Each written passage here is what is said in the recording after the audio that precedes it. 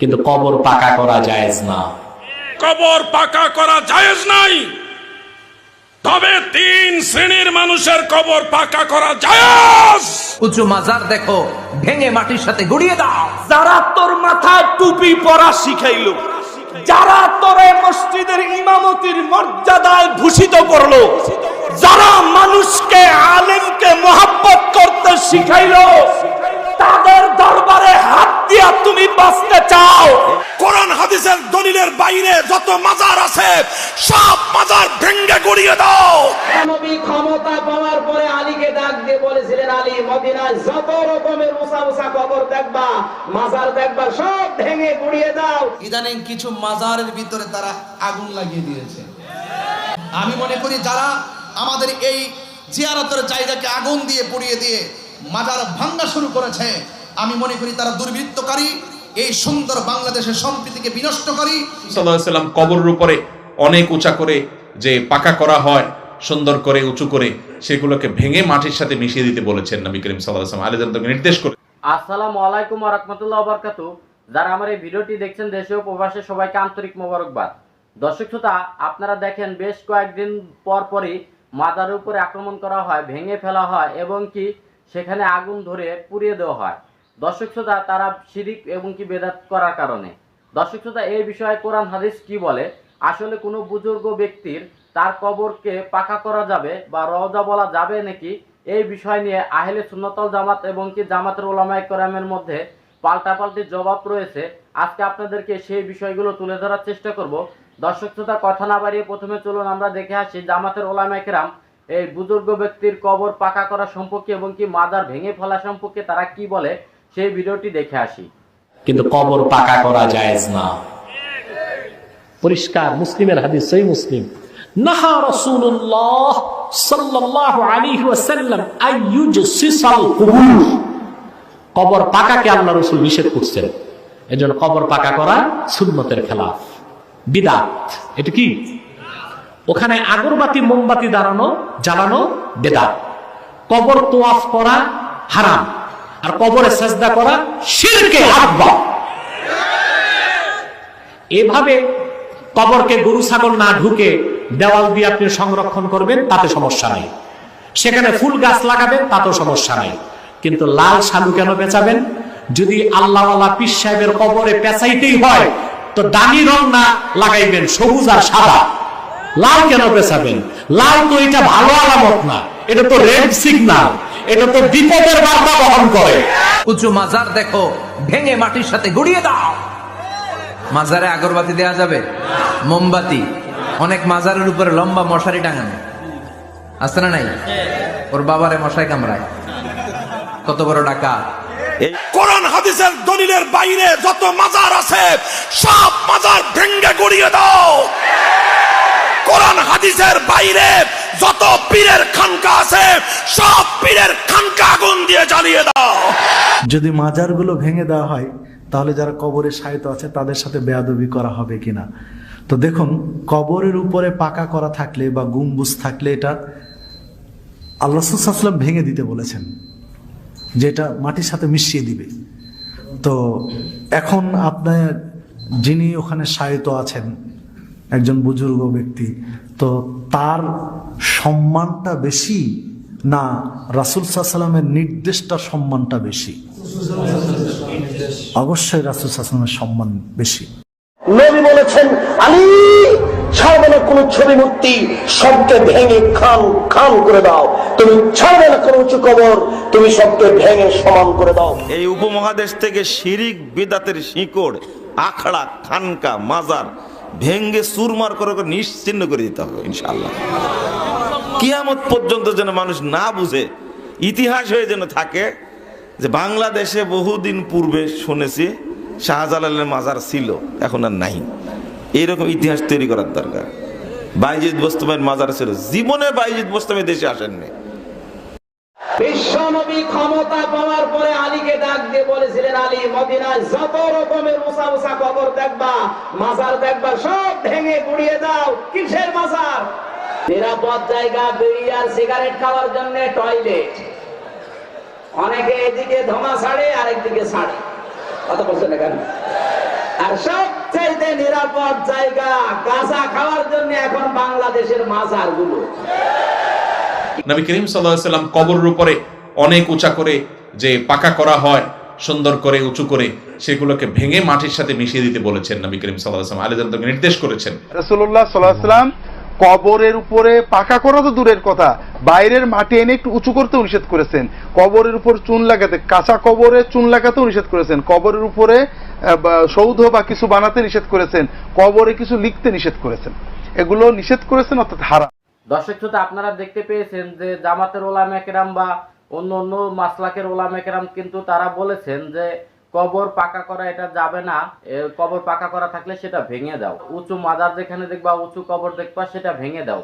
আসলে এই হাদিস সম্পর্কে এবং কি আহলে সুন্নাতুল জামাত কৃষির ভিত্তিতে তারা মাজার সৃষ্টি করে বা মাজার তারা বানায় একজন বুজুর্গ মানুষের, আল্লাহর ওলিদের, আসলে তাদের কাছে কি দলিল রয়েছে, চলুন সেই ভিডিওগুলো দেখে আসি। অনেক ভাইয়েরা আপনাদেরকে বলবে, যুব সমাজ আপনাদেরকে বলবে যে কোনো মাজারে যাওয়া যাবে না, মাজার ভেঙ্গে চুরমার করে দিতে হবে, মাজার ভেঙ্গে সমান করে দিতে হবে, এই ধরনের মেসেজ আপনাদেরকে দিবে এবং বলবে হাদিসের মধ্যে আছে উঁচু কবর ভেঙ্গে সমান করে দাও, সব মাজার ভেঙ্গে সমান করে দাও, এটা হাদিসে আছে। এই মেসেজ আপনাকে দিবে, আপনাদেরকে দিবে। কলেজ ইউনিভার্সিটিতে যে সমস্ত ভাইয়েরা আছেন আপনারা নিশ্চয়ই এটা ইতিমধ্যে পেয়ে গেছেন এই কথাটা। আজকে আমি বিষয়টা একটু শেয়ার করি। মাজার ভাঙ্গার কথা আসলে কি হাদিসে আছে? সহিহ মুসলিম, সুনানু আবি দাউদ, মিশকাতুল মাসাবিহ এবং অন্যান্য হাদিস গ্রন্থেও একটা রিওয়ায়াত হযরত আলী রাদিয়াল্লাহু আনহু থেকে বর্ণিত। তিনি একজন তাবেঈকে বলছেন, আমাকে আল্লাহ রাসূল সাল্লাল্লাহু আলাইহি সাল্লাম যেই কাজ করার জন্য আদেশ দিয়েছিলেন, আমি তোমাকে সেই কাজ করার জন্য আদেশ দিচ্ছি যে মূর্তি পেলে ভেঙ্গে চুরমার করে দিবে আর উঁচু কবর পেলে সেটা ভেঙ্গে সমান করে দিবে। মানে উঁচু কবর ভেঙ্গে সমান করার আদেশ আল্লাহ রাসূল সাল্লাল্লাহু আলাইহি সাল্লাম দিয়েছেন। এটা সহিহ হাদিস। এই হাদিসটা আপনাকে দেখাবে অ্যাপস থেকে, মোবাইলের অ্যাপস থেকে আপনাকে দেখাবে। দেখুন যে আল্লাহ রাসূল বলছে উঁচু কবর ভেঙ্গে সমান করে দিতে হবে, মাজার রাখা যাবে না। অনেক বক্তারা ওয়াজ করে না যে শাহজালালের মাজার ভেঙ্গে দাও, মাজার ভেঙ্গে দাও, এই ধরনের ওয়াজ কিন্তু অনেকে করে। আজকে আমি সেই ওয়াজটাই করছি। যারা মাজার ভেঙ্গে দিতে চান, আমি আপনাদের শত্রু নই, আপনাদের আমাদের মাঝে মতদ্বন্দ্ব কি নিয়ে সেই মূল পয়েন্ট আপনাদের সামনে তুলে ধরছি। যেই হাদিসের উপরে নির্ভর করে বলছেন মাজার ভেঙ্গে দিতে হবে, সেই হাদিসটা তো আমি শোনাইলাম, শোনাইছি কিনা? মাজার ভেঙ্গে দিতে হবে হাদিস শোনাই নাই আপনাদের? এবং কোন কোন কিতাবে আছে আমি আপনাদের বলে দিয়েছি।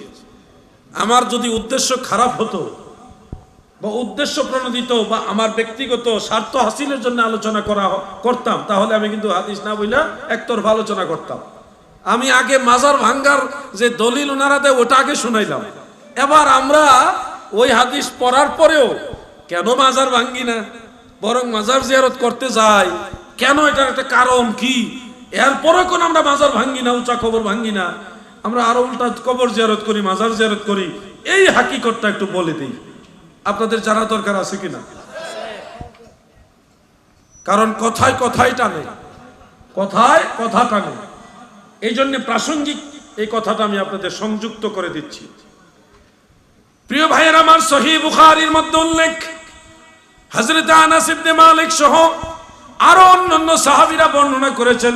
হাফিজ ইবনে হাজার আসকালানী ফাতহুল বারী শরহে বুখারীর মধ্যে হাদিসগুলি ডিটেইলস উল্লেখ করেছেন, আলোচনা করেছেন। ইমাম বদরুদ্দিন আইনি উমদাতুল কারির মধ্যেও হাদিসগুলি তিনি ডিটেইল তশরিহ করেছেন। অর্থাৎ আল্লাহ রাসূল যখন মক্কা থেকে হিজরত করে মদিনা মুনাওয়ারায় প্রবেশ করেন, মদিনার মসজিদে নববী তখন ছিল না। সর্বপ্রথম আল্লাহর নবী জুমার নামাজ পড়ছে মসজিদে কুবার পাশে একটা মসজিদ আছে, ওটাকে মসজিদে জুমা বলা হয়, মসজিদে জুমা বলা হয়। ওইখানে সর্বপ্রথম আমার দয়াল নবীজি জুমার নামাজ পড়েছেন, ওইখানে ইজা নুদিয়া লিসসালাতি মিন ইয়াউমিল জুমআ এই আয়াতে কারিমা নাজিল হয়েছিল। এরপরে দয়াল নবীজি কুবা মহল্লায় নামাজ পড়েছেন, ওখান থেকে মদিনা মুনাব্বারায় এসেছেন। আসার পরে প্রথমে কিন্তু মসজিদে নববী শরীফ মদিনা শরীফে ছিল না, জায়গাটা নেওয়া হলো। তারপরে মসজিদ বানাইবার সিদ্ধান্ত নবীজি নিলেন। যেই জায়গায় মসজিদে নববী, বর্তমানে যেই জায়গায় মসজিদে নববী, এই জায়গাটা ছিল খালি জায়গা, কিছু খেজুর গাছ ছিল, ছোট ছোট উঁচু উঁচু টিলা ছিল, ওইখানে কিছু ইয়াহুদীদের উঁচা উঁচা মাজার ছিল, কবর ছিল, উঁচা উঁচা কবর ছিল। কোন জায়গায়? যেখানে মসজিদে নববী, ওই জায়গাটা মসজিদ বানাইবার সিদ্ধান্ত নেওয়া হলো। যেখানে খেজুর গাছ আছে, ছোট ছোট উঁচু টিলা আছে, আর উঁচা উঁচা ইহুদিদের কবর আছে। তিন জাতের জিনিস পাওয়া গেল ওখানে। 1 নম্বরে খেজুর গাছ, 2 নম্বরে উঁচু উঁচু টিলা, 3 নম্বর কি? সবাই বলেন 3 নম্বর কি? উঁচু উঁচু কবর। এই কবরগুলি কি মুসলমানের না ইহুদিদের? জোরে বলেন কাদের? আমি বানায় বলছি না, এটা সহিহ বুখারীর হাদিস। আমার লেখা বইগুলির মধ্যে আমি সবগুলি হাদিস সনদ সহকারে উল্লেখ করে আইমাই কারাম মুহাদ্দিসিনে কারামের আকওয়ালগুলি আমি সুন্দরভাবে তুলে ধরেছি। সেই ইহুদিদের কবর, উঁচা উঁচা কবর আর উঁচু উঁচু টিলা, খেজুর গাছ, এগুলিকে প্রথমত আল্লাহ রসুল বললেন খেজুর গাছগুলি কাটো। কাটার পরে এগুলি আবার ওই মসজিদে নববী বানাইবার জন্য যে খুঁটি দেওয়া লাগে, খুঁটির কাজে লাগছে। দ্বিতীয়ত নবীজি বলেছেন উঁচু টিলাগুলি সমান করো, ছোট ছোট উঁচু উঁচু টিলা আছে, এগুলি সমান করো। তৃতীয়ত আল্লাহ রসুল বলেছেন উঁচা কবরগুলি ভেঙ্গে সমান করে দাও। ওয়াজ যদি বুঝে থাকেন আমাকে বলুন তো, উঁচা কবরগুলি ভেঙ্গে সমান করে দাও, কথা ঠিক, হাদিস সত্য, কিন্তু বলুন তো এই কবরগুলি কাদের কবর ভাঙ্গার কথা বলা হয়েছে? খুব সূক্ষ্ম পয়েন্ট। হাদিস ভুল না, হাদিস ঠিক, কিন্তু আপনাকে মেসেজ দেওয়া হচ্ছে ভুল। উঁচু কবর ভেঙ্গে সমান করে দেওয়া আল্লাহ রসুলের আদেশ, আদেশ সঠিক, কিন্তু মুসলমানের কবর ভাঙতে আল্লাহ রসুল আদেশ দেয়নি। ইহুদিদের কবর ভাঙ্গার আদেশ আল্লাহ রসুল দিয়েছে। সেই ইহুদিদের কবর ভাঙ্গার হাদিস এখন আল্লাহর নিজের মাজার ভাঙ্গার বিরুদ্ধে ব্যবহার করা হচ্ছে। বাংলাদেশে যত কওমি মাদ্রাসা আছে সবাই হানাফি মাযহাবের অনুসারী। আপনাদেরকে বলছি হানাফি মাযহাবের 3টা কিতাবের নাম বলি, যে কোনো একটা ঘরে থাকলে খুলেন আজকে। 1 নম্বরে ফতোয়ায়ে শামী, ফতোয়ায়ে শামী। 2 নম্বরে দুররুল মুখতার। 3 নম্বরে হাসিয়াতুত তাহতাবি আলা মারাকিল ফালাহ। 3টা কিতাবের নাম বললাম, যে কোনো একটা থাকলে খোলেন আজকে দেখেন। মাজার ভেঙ্গে দিতে চাচ্ছেন যারা, আপনারা মনোযোগ দিয়ে দেখেন।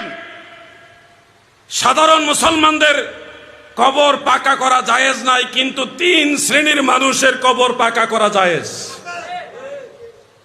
হানাফি মাযহাবের ফতোয়া এটা। সাধারণ মানুষের কবর পাকা করা জায়েজ নাই, তবে 3 শ্রেণীর মানুষের কবর পাকা করা জায়েজ। 3 শ্রেণী কারা? 1 নম্বর হলো হক্কানি রব্বানি মুত্তাকি আলেম যারা, তাদের কবর পাকা করা জায়েজ। 2 নম্বরে যারা শেখ মাশায়েখ পীর বুজুর্গ আল্লাহর ওলি, তাদের কবর পাকা করা জায়েজ। 3 নম্বরে যারা সৈয়দ আওলাদে রাসূল নবীর বংশধর, তাদের কবর পাকা করা জায়েজ, জায়েজ, জায়েজ। আলাউদ্দিন জিহাদি গায়ের জোরে কথা বলে না, কিতাব খুলো। ইযা কানাতিল মাইয়িতু, যখন মৃত ব্যক্তি হবে কি হবে? সাদাত, সৈয়দ হবে, আওলাদে রাসূল হবে, ওয়াল উলামা, আলেম হবে, ওয়াল মাশাইখ, এবং মাশায়েখ হবে, তাদের কবর পাকা মাকরু নয়, নাজায়েজ নয়। ওয়াহুয়াল মুখতার, এটা হানাফি মাযহাবে গ্রহণযোগ্য ফতোয়া। হানাফি মাযহাব অনুযায়ী আল্লাহর ওলিদের কবর পাকা করা জায়েজ। বলবেন হানাফি মাযহাব বললেই হবে না, কোরআন হাদিসে কি বলছে? কোরআন হাদিস গবেষণা করেই হানাফি পালাইবি কই যাইয়া রে ওয়াহাবি, পালাইবি কই যাইয়া, আলাউদ্দিন জিহাদি যেদিন, ওরে বাহাদুর শামুজাতে দি যেদিন ধরিব কষিয়া রে। এ ঠিক কি বলো?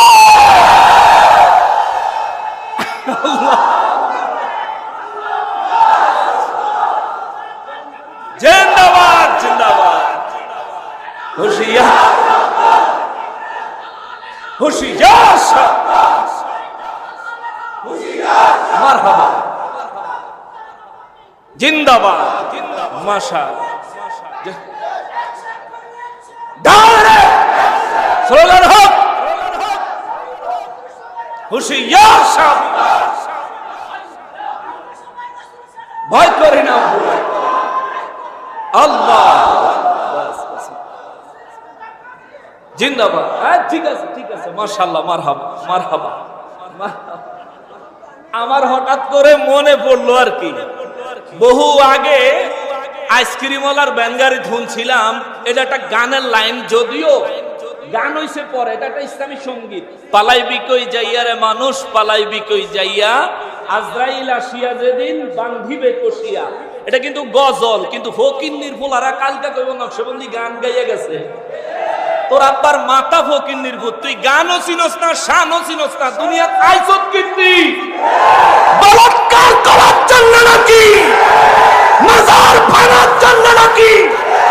আল্লাহর ওলির মাজারে হাত দিলে তুই মুসলমান না, আল্লাহর ওলির মাজারে আক্রমণ করলে তুই মুসলমান না, আল্লাহর ওলির বিরোধিতা করলে তুই মৌলবি না, তুই জিনাকারী বলাৎকারের দল। আল্লাহর ওলির দরবারে তুমি হাত দাও, তুমি বেদাত উৎখাত করো, শিরিক উৎখাত করো, ফকিন্নির বলা তো জিনার স্বভাব আগে ত্যাগ কর। তোদের আকাম হইছে যত জায়গায়, ওই মাদ্রাসাগুলো বন্ধ কর। যেই হুজুররে আকাম করছে জনসম্মুখে চৌরাস্তার মোড়ে, রাস্তার ল্যাম্পে, তাদেরকে ফাঁসির কাস্টে ঝুলা, তারপর পণ্ডিতি করবি, তোর চেহারা দেখবো, মুসাফা করবো। নিজের গায়ে এই বাংলা কথায় কইলে কয় নিজের পাছায় 9 মণ গু, আরেকজনের কয় পাছা দো। তেলা সোরার দল। যে কথার থেকে এদিকে আসলাম, আমাদের ইতিহাস আবেদ শাহ মুজাদ্দেদের ইতিহাস, আমাদের ইতিহাস শাহজালাল বাবার ইতিহাস, আমাদের ইতিহাস শাহপরান বাবার ইতিহাস। এজন্য সব সময় বলেছি, আজ বলি, আমরা বৈধ মুসলমান, বাপ আছে, তোদের বাপ নাই। আমরা বৈধ মুসলমান, গার্ডিয়ান আছে, তোদের গার্ডিয়ান নাই।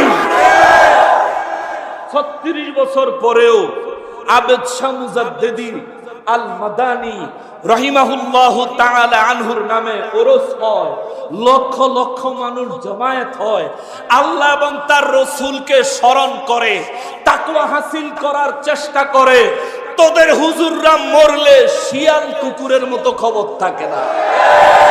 তুমি আইছো মাজার বাইঙ্গা নিজের ক্ষমতা জাহির করতে, ফকিন্নির পুত, তোর নসিবে কবরও হইতো না, জানাজা তো দূরে থাক, মরবি তো বিলাই কুত্তার মতো। তোমরার হুজুররার মরার ইতিহাস আমরা দেখেছি। তবে আজ ওখানে আক্রমণাত্মক বক্তব্য দেওয়া উদ্দেশ্য ছিল না। আল্লাহর ওলিদের দরবারে তোমরা হাত দিবা, আর আমরা নিমাইয়ের মতো বইয়া থাকবো। তোরা অবৈধ হয়ে যদি এত পাওয়ার দেখাইতে পারো, আরে আমরা তো পাওয়ার না, এক একটা পাওয়ার হাউস। কিতা মনে করো তুমি? আস্তে আস্তে আস্তে থাক, পাগল থাউন দরকার আছে। ওরে পাগল মরলে বাতি জ্বলে, ওহাবি মরলে জ্বলে না, ওরে ওহাবি মরলে এই পাগলে নবী সিনে ওয়াহাবি মোল্লায় সিনে না, ওরে এই পাগলে ওলি চিনে ওয়াহাবি মোল্লায়, ঠিক কিনা বলো? তুই দুনিয়াতে আইসুত কি?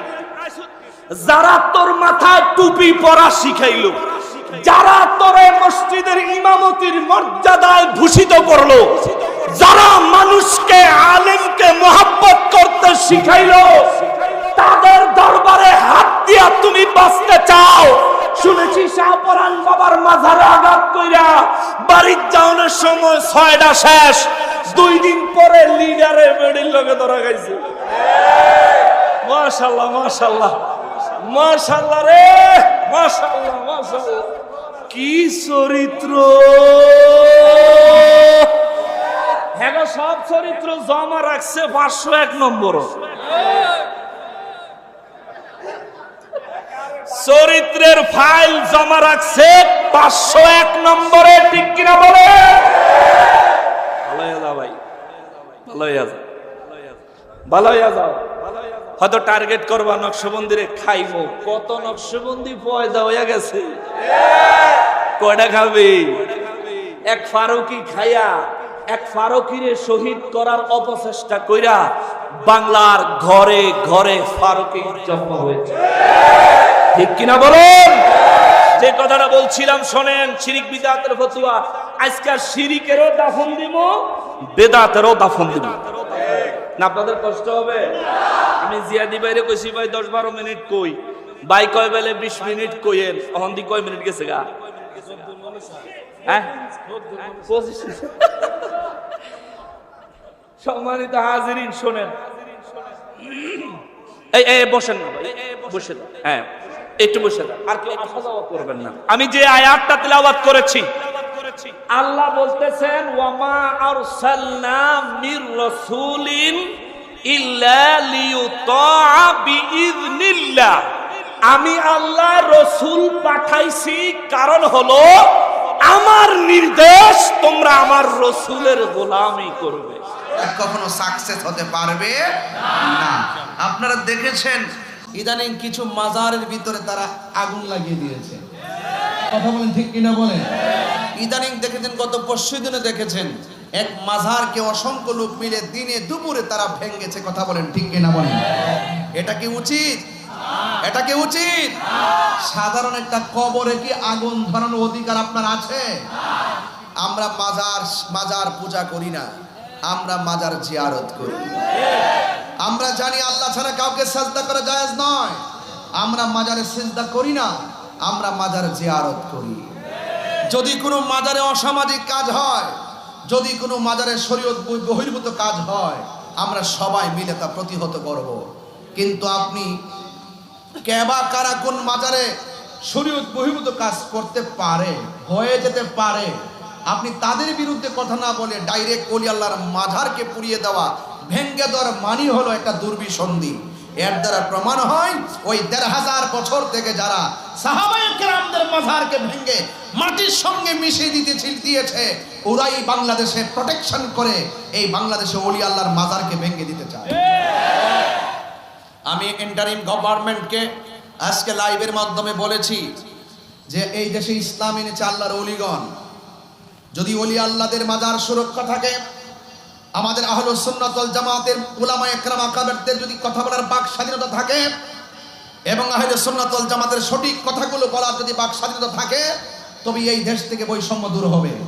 আমি মনে করি যারা আমাদের এই জিয়ারতের জায়গাকে আগুন দিয়ে পুড়িয়ে দিয়ে মাজার ভাঙা শুরু করেছে, আমি মনে করি তারা দুর্বৃত্তকারী, এই সুন্দর বাংলাদেশের সম্প্রীতিকে বিনষ্টকারী, এবং তারাই হইল বৈষম্য সৃষ্টিকারী, কথা বলেন ঠিক কিনা? আমি দেখেছি অনেক মন্দিরে যখন ভাঙচুর করা হয়, সারা রাত্র অনেক লোকে গিয়ে পাহারা দেয়, কিন্তু আমি ইন্টারিম গভর্নমেন্টকে বলেছি আল্লাহর ওলির মাজারকে দিনে দুপুরে যারা ভাঙছে, এই ব্যাপারে টেলিভিশনে কোনো বিবৃতি নাই, এই ব্যাপারে উপদেষ্টা মণ্ডলীদের কোনো বিবৃতি নাই, এই ব্যাপারে কোনো ধরনের নিন্দা জ্ঞাপনও নাই। তার মানে কি বোঝা যায়? তার মানে বোঝা যায় এক শ্রেণীর মানুষ, তারা ওই দীর্ঘদিন ধরে আমাদের সাথে ঈমান আকীদার ব্যাপার নিয়ে ওলি আল্লাহর বিদ্বেষ যারা ছড়িয়েছিল, ওই সমস্ত লোকগুলো এখন মাথা ছাড়া দিয়ে উঠেছে, কথা বলেন ঠিক না বেঠে? আজকে যেই সময় উলামায়ে কেরামগণ একটা ঐক্যবদ্ধের মাধ্যমে একটা প্ল্যাটফর্ম সৃষ্টি করার একটা সুবর্ণ সুযোগ এসেছে। এই সমস্ত দুর্বৃত্তকারীরা আল্লাহ নবীর মাজারে আক্রমণ করে, তারা উলামায়ে কেরামদের সম্প্রীতিকে বিনষ্ট করতে চেষ্টা করতেছে। কথা বলেন। আমি আহলে সুন্নাত ওয়াল জামাতের সকল আকাবেরদেরকে বলেছি, আপনারা ইতিমধ্যে শুনেছেন আমাদের 40 থেকে 42 বছরের উলামায়ে কেরামদের আমাদের সাংগঠনিক যে দূরত্ব ছিল, সেই দূরত্ব দূর হয়ে এখন ঐক্যবদ্ধ হয়েছে। কথা বলেন ঠিক কিনা? এই জন্য আমি পরিষ্কার ভাষায় বলতে চাই, অনতি বিলম্বে আমাদের এই বাংলাদেশের আহলে সুন্নাত ওয়াল জামাতের অবস্থানকে জানান দিতে হবে। আমি বলবো, তরুণ যারা রয়েছে কোনো বিপদে পা দিবা না। তরুণদেরকে বলছি, ওলি আল্লাহর বিরুদ্ধে যাওয়া যাবে। ওলি আল্লাহর বিরুদ্ধে গেলে আসমানি গজব নামে। কি গজব নামে? আসমানি গজব নামে।